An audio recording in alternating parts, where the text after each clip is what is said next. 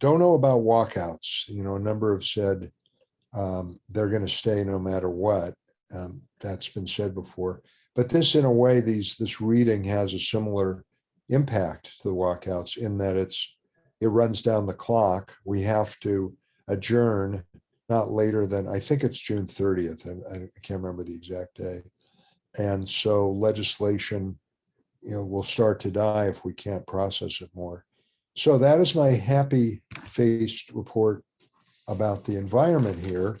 The big headline item last week that I was involved in has to do with the hazard tree removal program that ODOT's doing, not in our fire because we didn't have a forest fire, but in the big forests upstate. And I don't know if you read any coverage, but there has been a succession of people coming forward who are involved with the project who say that it's not going according to plan and that a lot more trees are being cut than the contracts called for. And it's a really complex mix of different contractors. And, I thought there was some real credible testimony that some things are going awry. And of course, this soon gets mixed in with the old battles about timber. And, there are any number of people who would say, well, maybe trees are coming down that weren't supposed to, and maybe they're not, but I don't really care because not enough trees are coming down, period. And if they're burned, let's get them to the mill. Now that's a separate argument, and there's, I won't go too heavily into this. OPB has done a lot of good coverage on this. And I'm continuing to press for more monitoring and more certainty about what's going on. And there's a real resistance to stopping anything. Originally, I called for a pause for a few days to just get these charges vetted, and that was didn't get a lot of support for that. The response was the recovery took a lot of time to get started on the front end. Now it's got some momentum. We got debris and danger trees getting removed, and people are starting to build, and finally there's some hope, and let's not slow this thing down. I do understand that, and I know how frustrated people in our valley have been about rebuilding, and it was slow to get started. I'm not convinced that a 72-hour pause to vet some of the charges would be that damaging, but we're trying to find a middle ground to get some third-party verification on the ground without slowing down the tree removal, and I'm not sure where that's headed altogether. Meanwhile, the discussion about the big wildfire omnibus bill that I've talked about before continues, and that's in the Ways and Means Committee. And, I'm having one-on-ones with key people about that. I think I talked it pretty extensively last time about this and how there's the bill that I've worked on for 2 years. It's Senate Bill 762 that got passed out of committee and is at Ways and Means. There is a bill out of the House, 2722, which took 90% of the bill that we wrote and adopted it, but then included a provision for a land use advisory committee with lots and lots and lots of people on it from different interest groups. And basically, their theory is we need to all get on the same page, that until all the different interests are going to agree to changes we might make in defensible space and zoning and building code and all these important things, until we're all on board, we can't have a viable program. But it's clear to me that would, if we're serious about that, because the interests on that committee, that proposed committee, are so different that they could meet for 3 years without finding consensus. And we got another wildfire season coming up, and not much is going to happen on the ground between now and then. And I see this delaying things longer than I think we can afford to delay. So that conversation is going on. A big bill is House Bill 2009, which has a lot of support except from the bankers who really oppose it. And it extends the moratorium on foreclosures. We did this moratorium on evictions of people, and that, among other things, started to put pressure on landlords who many of them have a mortgage to pay out of their rent. So we did a moratorium on that in the special sessions, And this extends it and does a few other things. And there is a bigger fight than I would expect about this, because if you have a mortgage, you under this bill, you still have to pay all of it.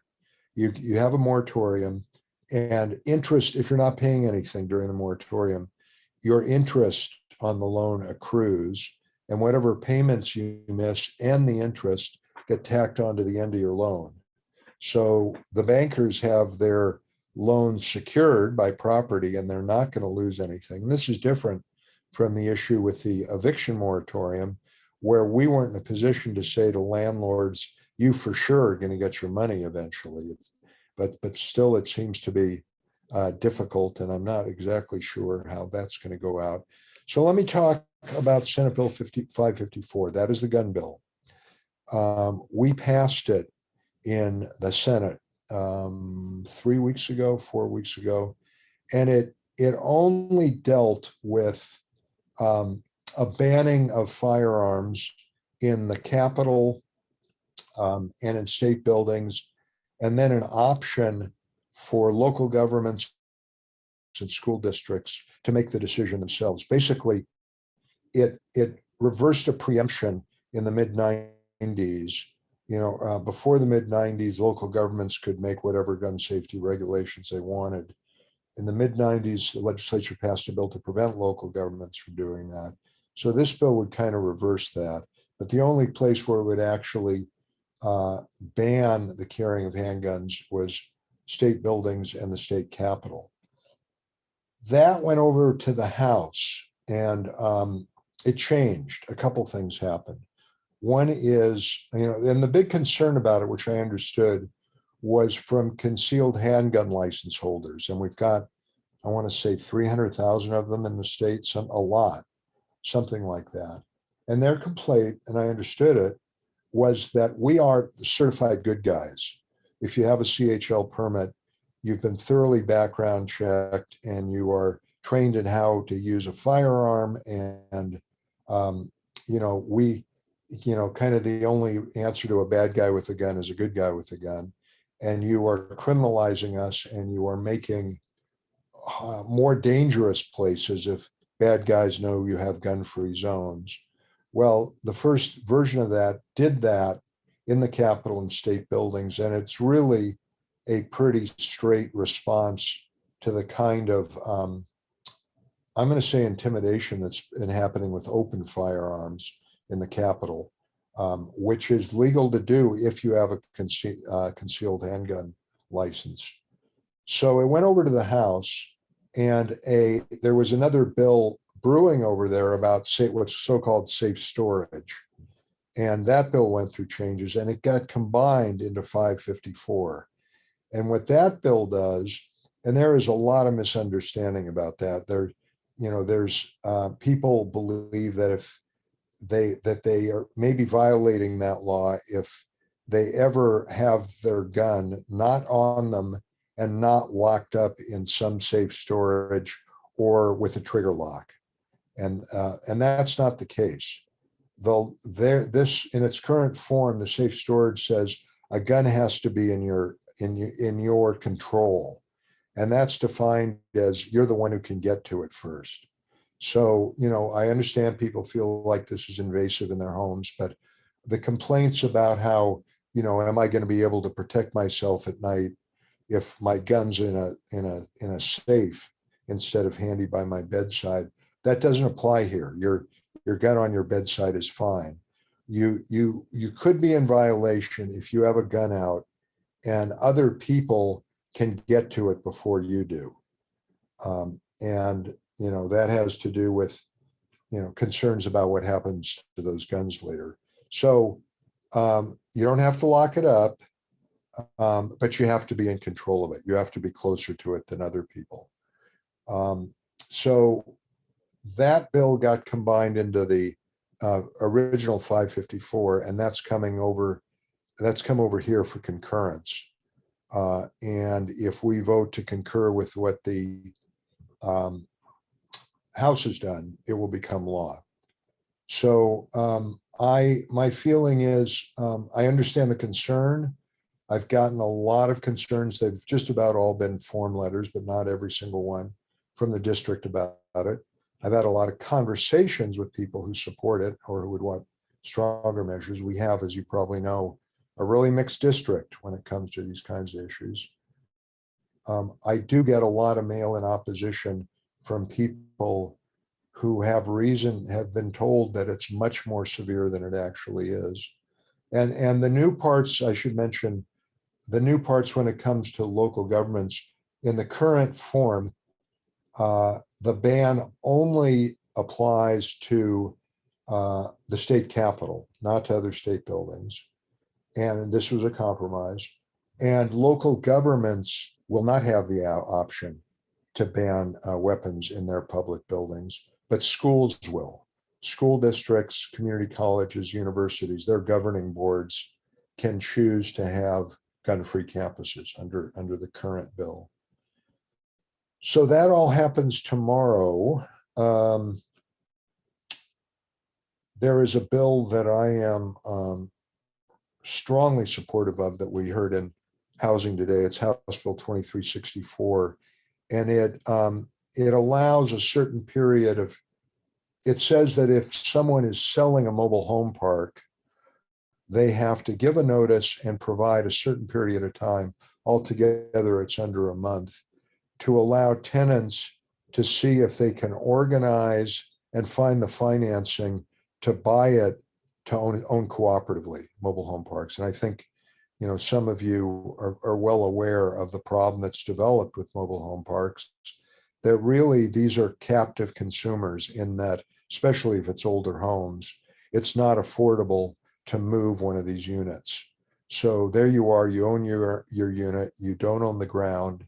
In many cases, these parks have been purchased by investors from very far away who want to maximize rents. And we have stories of rents doubling and tripling over the last very few years. A lot of seniors, a lot of fixed income folks, and they don't. If you like a free market, great, but this isn't a free market because you don't have consumer choice. So it's become very difficult.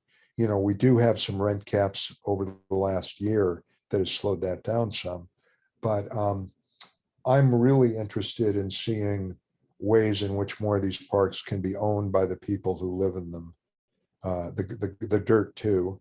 And this doesn't require anything of a mobile home park owner. It doesn't, except that they allow a month to see if the tenants can get it together. Doesn't require anybody to accept their bid.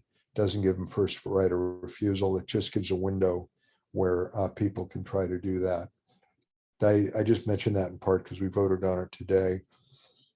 There is a fair bit more going on around tenancy, around police powers, around a number of other things. But why don't I stop there and see what kind of questions you might have? I'll mention House Bill 2021. That's a clean energy bill that sets goals of having our electricity generated for Oregon having no fossil fuel content by the year 2040, with interim goals in 2030 and 2035.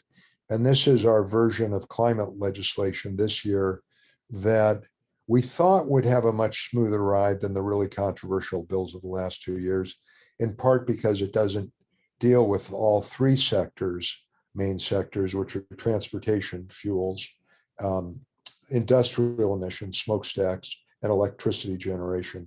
That's what we tried to do the last couple of years, and it's tough.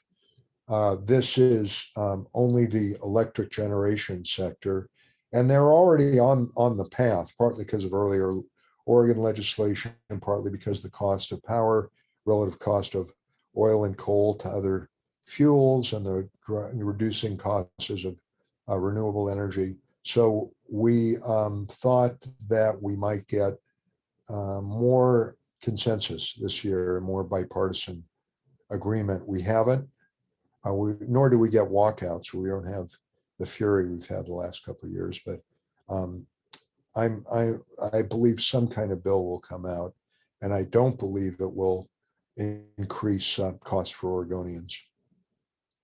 So let me leave it there and see what you want to talk about. Yeah, and I will just say, while you were talking, Senator Golden, we got an email that Jackson County, effective on the 7th, is moving back to high risk from extreme risk. So that's this just in. So this just in. the 7th is Friday. Is that right? Yes. Yeah. So we went to extreme work risk last Friday and spent a week there. Yeah. Okay. See what a good job I'm doing for you? All right, everyone, if you want to use the raise hand function, we can start a queue, or you can physically raise your hand if you have a question.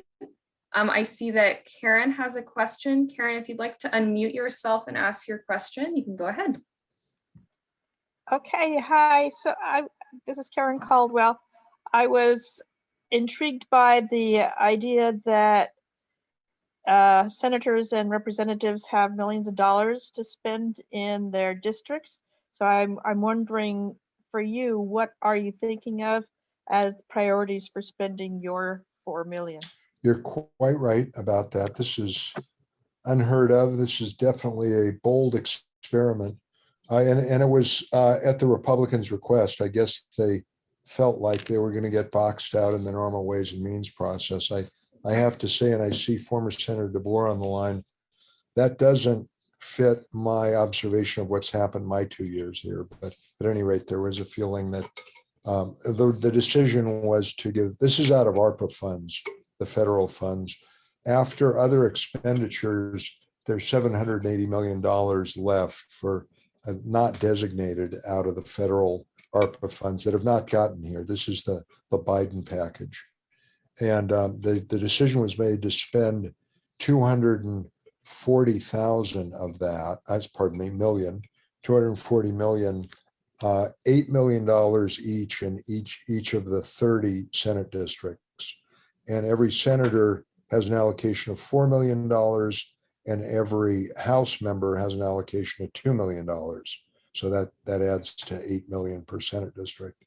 And the guidelines are not entirely clear, but they're fairly broad. And you're highly encouraged not to put that money into ongoing operations. There are any number of organizations who are really having a hard time financially, could really use an infusion of operating funds. But this is one-time money, a one-time expenditure. So you're looking at expenditures that will increase capacity permanently for different functions. So we put out the word and got by last Monday, our deadline, Tuesday, I guess it rolled over. We're now at about between 20 and $25 million of requests for the $4 million. And, when I first heard about the 4 million, I thought, wow, I'm rich. And then as these came in, I went, I guess not so much. I felt poor every day. And I want a little bit more time to announce what we're doing. We have to turn them into leadership by Monday. I will tell you one thing I'm looking at, and I'm conferring with Rep. Marsh and Rep. Wallen, my two representatives, to see about consolidating or cooperating. And this is tough in some ways because a lot of the needs we have are wildfire recovery related. We've got huge needs. And apart from this money that I'm talking about, we are constructing a wildfire recovery bill that's going to run into the hundreds of millions of dollars, some of which will be FEMA money, federal dollars, but it could easily be half a billion of state dollars, statewide. I'm obviously not just talking about the Alameda fire. And we believe, we think there is a lot of support for that recovery bill. So the dilemma is, by next week, make a decision on these projects, knowing there's some that absolutely have to happen that are the result of the wildfire, and not knowing for sure that they're going to get included in the wildfire recovery bill, and kind of assuming that they are, so we can put this $4 million in other places. So there's some timing challenges. I'm looking hard at a request from the city of Medford that we're talking with other folks about a partnership between Medford, Jackson County, and Rogue Retreat to expand and make permanent their urban campground, which is kind of near Crater Lake Ford on Biddle Road. And you might know there's an old slaughterhouse there, a great big building. I think was it Cartwright Meats or something. I'm not remembering it. We're looking at what could happen if that property were purchased and that building could be repurposed into a kind of a central bathroom, shower, cooking facility. Right now, as you probably know, there's an urban campground. I think they're serving 70 people, with car tarps and tents. And sheriff's likes it, MPD likes it. It's making a dent in what's been going on in the Greenway. And so we're looking at that.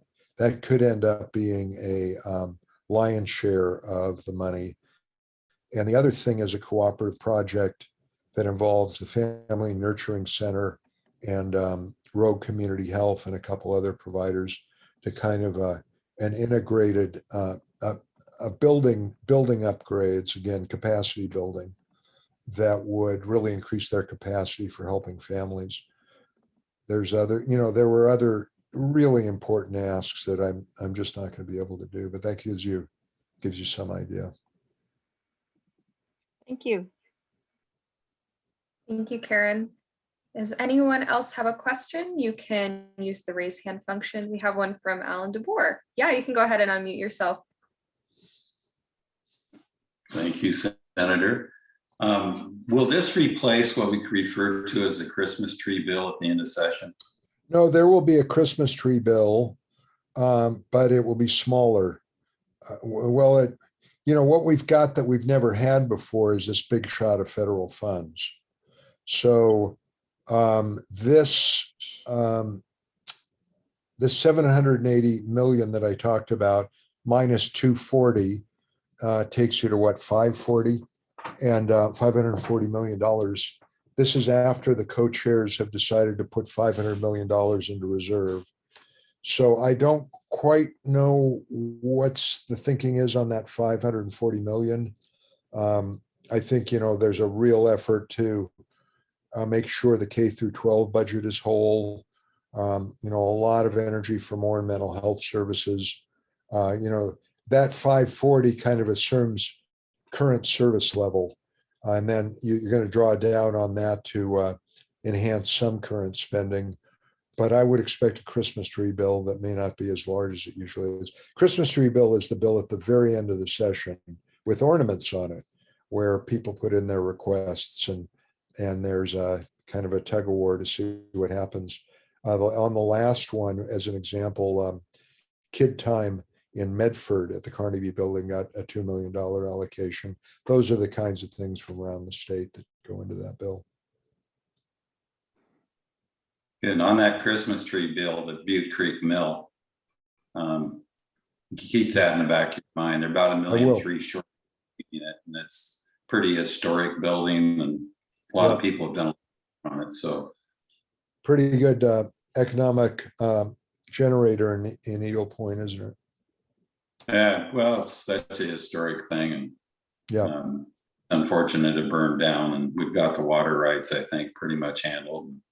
Alan, anyway, can you remind me really quick of roughly the total cost and how much has been raised? Do you know? Yeah, they raised about, I think, almost 3 million, and they're 1.3 short at this point. Okay, thank you. So I sent you an email on it. So yeah. Yeah, pretty exciting to have $8 million to play with between the three of you. Yeah. And in the state, that's a neat deal. It's generated some really good arguments up here. Some say this guarantees that money will get spread around the state and everybody gets some kind of a fair shot. And opponents say this isn't strategic. This is like throwing money out there and there's no strategic vision of where the state should head with this money. But a Christmas tree bill, like we just described, isn't very strategic either. You make your case and maybe you get an ornament, maybe you don't.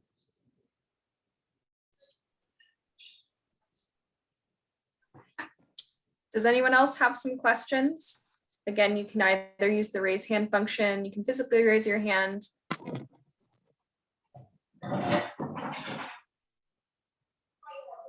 Go ahead, Peggy. Good afternoon. Thank you Hi. all for being here.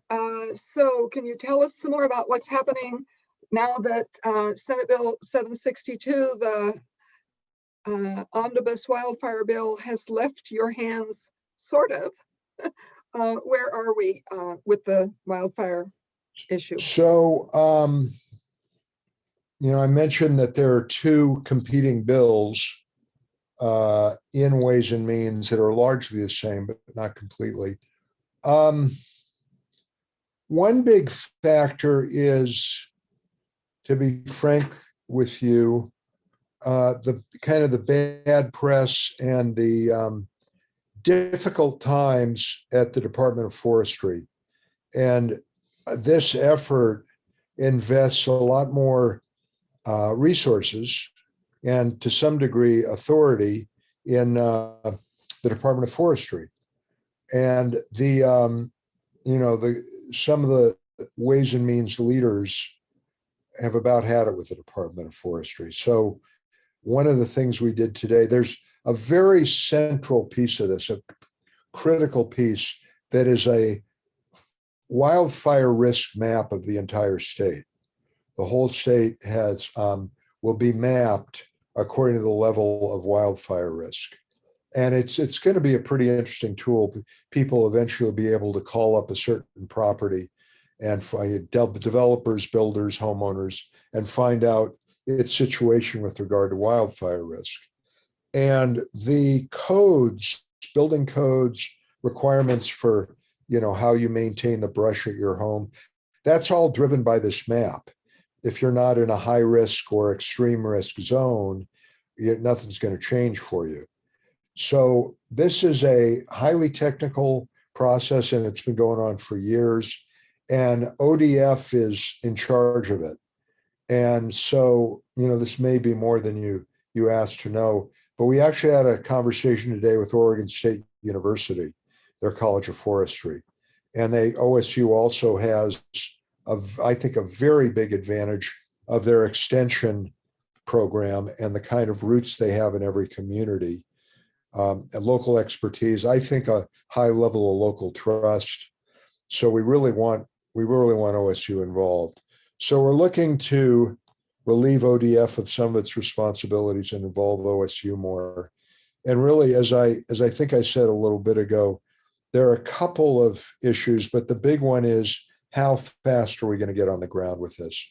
The 2010s of the last 10 years, depending on how you count, 6 to 8 have been mega fire years. And, 2020 kind of blew the lid off of everything. We are in an earlier drought situation maybe than we've ever been. It's really hard to be super optimistic about how we're going to do this year. Maybe we'll luck out. We won't keep lucking out. And when I talk to people, I feel it too. My home is, I think, a third of a mile from the ignition point of the Alameda fire. It happened to blow in exactly the opposite direction. People say, so this is what we've seen since about 2010, these incredible ferocious fires. What are you doing, Oregon? And we get to say, well, we, have this great governor's wildfire council, and I can show you the report, and we're doing more advisory committee, and the mapping's almost done. But we haven't done much on the ground at all. So I'm in a hurry, and I've kept pushing the agencies to deliver their pieces of the bill as fast as they can. A little tired of hearing from me on that. And this is a real struggle between taking the time to get everybody's concerns thoroughly vetted, seeing what the very best package you know, with the very most buy-in you can get. This isn't going to work if there's a lot of resistance to it, and doing it fast. And my bill tries to do it faster than the other bill. And to be seen, there's a fair bit of work. Right now, we are working policy bills and will for the most of the month of May. And then the last part of May and all of June is really the Ways and Means, the budgeting meeting subcommittees too. And a lot of policy bills end up in Ways and Means. So this struggle will happen in June. So let me follow up really quickly. So 97% of Oregon is in a drought. We just had, besides in your part of the state, we've also had up in Umatilla, Morrow, even Baker County are in drought. So it is very concerning. So we are really interested in making sure that a bill gets out, and hopefully a bill that actually does something. Because almost every part of Oregon has some concern around wildfire. So I encourage you to continue to work on that. Moving the mapping to OSU is a great idea. Tomorrow we're going to hear in the Ways and Means Subcommittee from the contractor who is doing the fiscal part, who looked at the fiscal part of how the Department of Forestry works. And in their budget, there is a request for more staffing to actually get the billing done and getting it done right, so we can get money back from FEMA and BLM and others that the agency is working on. So I should mention to others that Peggy Lynch from the League of Women Voters knows more about more issues and what's going on in state government than almost anybody I know outside of the legislature, and a lot of people who are inside the legislature. And thank you, Peggy, for your work. I'm going to fight as hard as I can for this. And I will note that in our testimony on this bill, we've heard from a lot of city councilors, mayors, county commissioners who, to a person, say, let's get this done. Enough committees, enough consensus. Let's get this done. You know, I agree. You can't roll over people. You gotta go with, keep your stakeholders involved. Local government is absolutely critical. But those conversations have been going on for a long time. So this is a dance between full consensus and fast.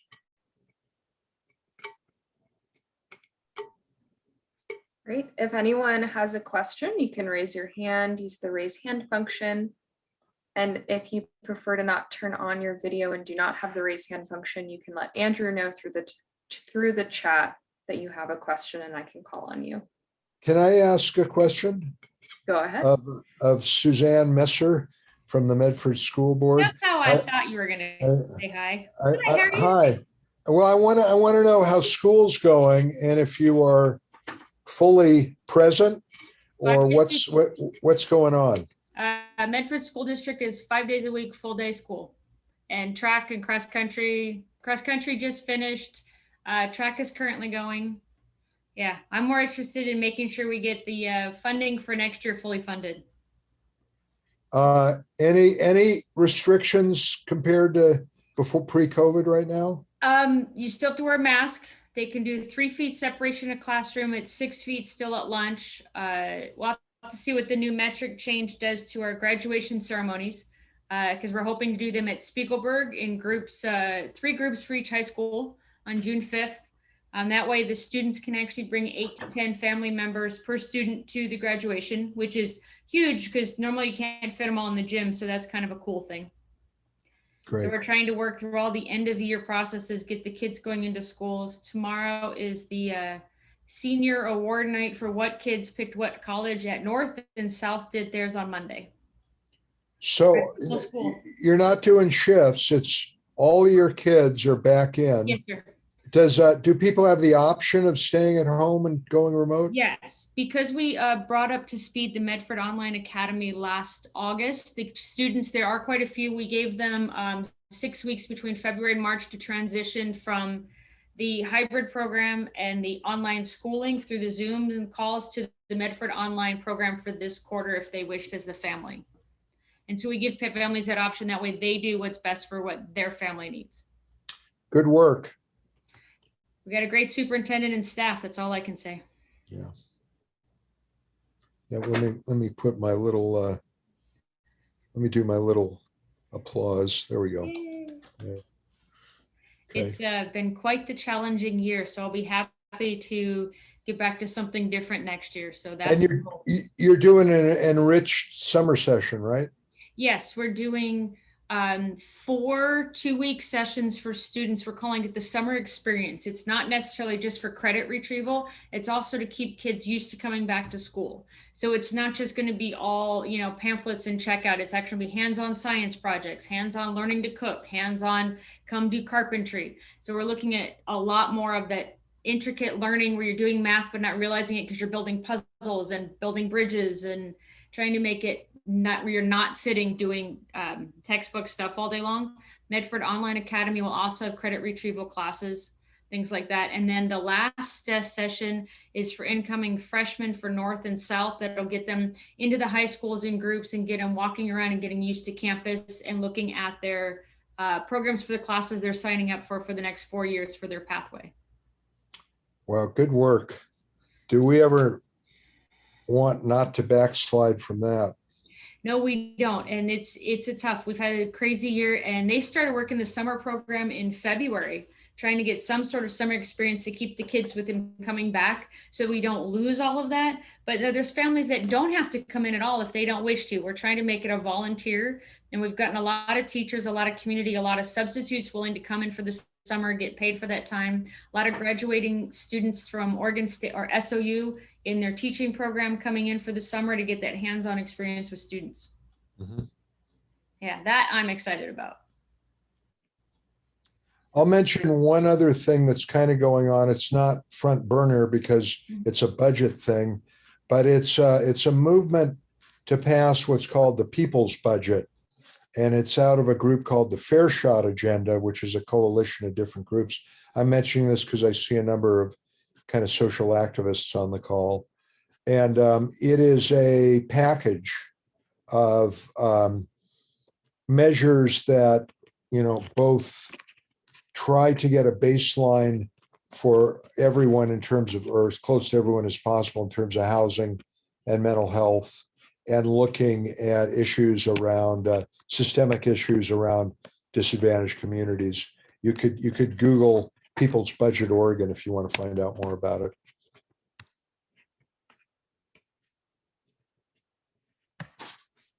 Great. Well, it looks like we have about 10 minutes remaining. If anyone has a question, again, the same prompt, you can raise your hand. This is moving into the danger zone the last 10 minutes. Yeah, Alan, I see you have a question. If people don't have questions, I don't want to take all the time. Campaign finance reform, Jeff, is anything going to happen this session? I think so. So this was to be the session for campaign finance reform, because last November we all voted, I don't know about everybody on this call, 78% of voters voted to put in the Constitution an allowance to do it. So if we don't do it, there is going to be an initiative campaign from people who've already passed measures statewide that were then kind of reversed by the courts. So we have an incentive, and I know, Alan, you and I have had multiple conversations about this, and some of the issues, my take on this is that there is a proposal by what I call the good government groups, and some of those are Common Cause and League of Women Voters and Osberg and others, that try to limit money and establish a system that doesn't advantage one party or the other. And there is another bill that looks to me to be mostly designed to make things easy on a set of existing big funders in politics. And I won't, I'm totally subjective on this. I have a dog in the fight. My bill is Senate Bill 336.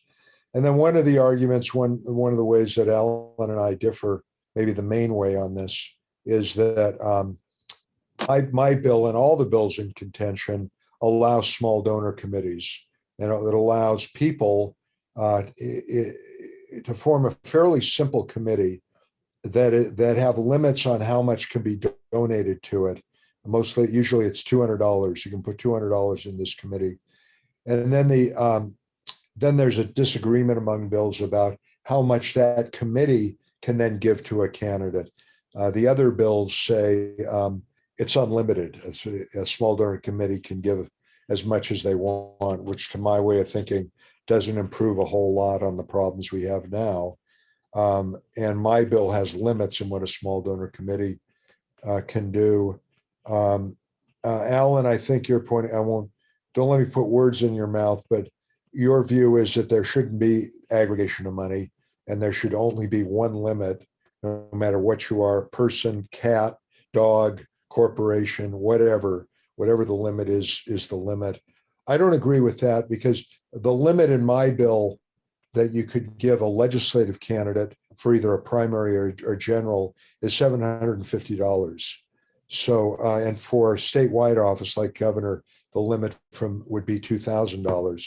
And my view is, if you have a fairly affluent candidate versus maybe somebody from a marginalized community who, hasn't been in politics before, the affluent candidate knows quite a few places to gather $750 checks, maybe could gather 100, 200, 300 of those.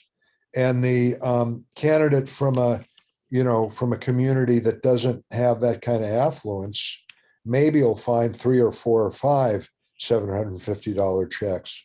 But what that candidate can do is unleash all their friends and say, go out, go harangue your friends, walk your block, go to your workplace, and find $25, $30, $35 contributions and aggregate them into a small donor committee. And without that, I think, affluent people who have a old boy college network, people, in very successful businesses have a disadvantage. That's my view. And I know yours is different, Alan. And why don't, since we have a couple of minutes, Alan, I'll give you equal time. Well, I don't want to take from other people that are watching. I think the simpler we keep it, and I don't care what the limits are, but on the small donor, those people could also go out and just get checks directly to the candidate and turn them in. So anyway, we'll disagree on that, but I'd like to see something happen. It's getting completely out. Yeah, I agree. We were all fired up and said, this is the session, and then life got in the way, and COVID and wildfire mostly. But it's really important, and it's a high priority for me. We'll see how it comes out. I say this all the time. We have an opportunity now. The public trust in government and what we do is rock bottom. I guess you think it can't get any lower than it does. And there are reasons for that. And my view is that the way money has worked in politics is one of them. So this is an opportunity that you don't get very often to restore some measure of trust. And we can't do good work here with the level of trust where it is. It's just not going to happen. So we're not going to make this perfect, but we can restore some level of trust with this campaign finance reform. And if it comes out that we're designing this for the advantage of candidates and people who run campaigns and people who fund campaigns and people who raise money for the current usual suspects, we're going to blow that opportunity to restore some trust. If we do it in a somewhat even-handed manner where you're not advantaging some groups over others, maybe we can do some good here. But we're not going to get this opportunity again for a long time. We have one last question from Michelle. Michelle, you can unmute yourself and go ahead. Hi, Michelle. Hello, Senator Golden. I see lots of old friends on the call as well. My name is Michelle. I use she, her pronouns, and I wanted to check in with you tonight about a bill that's in Ways and Means. And I'm happy to follow up later because I know that this is a health policy bill, which is a little complex, but just curious what your current position or thoughts are on the global budget proposal that's currently in Ways and Means. Do you know the number? 3353. Of course you do. This Yeah. bill would allow coordinated care organizations to spend up to 3% of their budgets on services to address health equity and disparities among impacted groups, to really close some of those long-standing gaps and give the state a little more flexibility to be innovative like we were with the CCO program. So really excited about that work and all of the community participation, including a lot of leadership from Southern Oregon that helped to inform that bill as it was being written and has been advocated. I'm really interested in how bipartisan the support is for it. That's really unusual. I like global budgeting, and that's sort of the premise behind our CCOs in the first place, that they are compensated in connection with their health outcomes. Yeah. And instead of regulating exactly how they spend money, they are incentivized to get people well and keep them well, even if it's in unorthodox ways. And if addressing directly the racial and economic inequities is one way of doing that, it may not look exactly like healthcare, but let's measure by the outcome. I always like when the CCOs got going, there were thousands of examples, but I really liked one that I heard about. This is meandering a little into global budgeting. There was a case of an elderly man in Medford who, during the summer, got rushed multiple times to the hospital for some kind of heat stroke or heat problem, to the ER. And it happened 5 or 6 times. And he, each time, the cost to the public, because he was Oregon Health Plan, each time was, $3,000 to $4,000. And someone from a CCO said, let's go to Home Depot and buy a $400 air conditioner and put it in his apartment. And there's no way that would have been permitted in the old style, but it was for CCOs, and it looks like this bill too. There's latitude on how to spend the money, and if they were wrong and it was a waste of money, they're penalized in their reimbursements. So it makes all the sense in the world to me. And I'll look harder at the bill. I'm not that familiar with the particulars. Thank you so much, Jeff. And we'll be in touch if you want to talk to some local folks who have been deeply in the weeds on that one. We're available. Okay, great. I want to thank everybody. Is that good for now? Yeah, thanks back at you. It's really great to see the folks on this call. I'm seeing, there aren't a ton of people on the call, but just about everybody I see is so engaged and trying to make the Rogue Valley in Oregon better every single day. And I'm really grateful. Talk to you all soon. Good night.